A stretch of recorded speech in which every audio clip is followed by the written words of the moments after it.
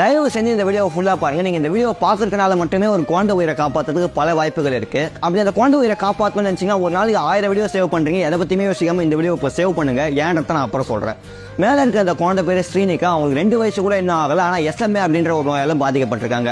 அவங்களால மற்ற குழந்தைங்க மாதிரி சாதாரணமாக எழுந்து ஆடி ஓடி விளையாடலாம் முடியாது. அப்புறம் சரிப்பட்டது அப்படின்னு கேட்டால் ஒரு ஊசி போடணும். அந்த ஊசி நம்ம நாட்டில் வெளிநாட்டில் தான் இம்போர்ட் பண்ணோம். அந்த ஊசியோட விலை மட்டுமே 16 கோடி. அவங்க மிடில் கிளாஸ் ஃபேமிலி தான். அவங்க பேரண்ட்ஸ்னால அவ்வளோ அமௌண்ட்லாம் கொடுக்க முடியாதனால ஹெல்ப் கேட்டு வீடியோ போடுறாங்க.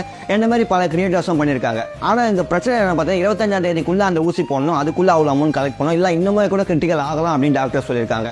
உங்களால் முடியும் அப்படின்னா மேலே நான் டீட்டெயில்ஸ் தரேன். அந்த நம்பருக்கு ஜிபே பண்ணுங்க. அப்படி முடியாதுன்னா ஒவ்வொருத்தவங்களுக்கு ஒரு சுச்சுவேஷன் பரவாயில்ல. பட் இந்த மாதிரி ஹெல்பிங் மைண்ட் செட்டில் இருக்க பல பேருக்கு இன்னும் இந்த விஷயம் தெரியல. அவங்களுக்கு இந்த வீடியோ சேர்க்கறது உங்களால் முடியும். நீங்கள் 3 விஷயம் பண்ணால் போதும். ஃபர்ஸ்ட் இந்த வீடியோ சேவ் பண்ணுங்க.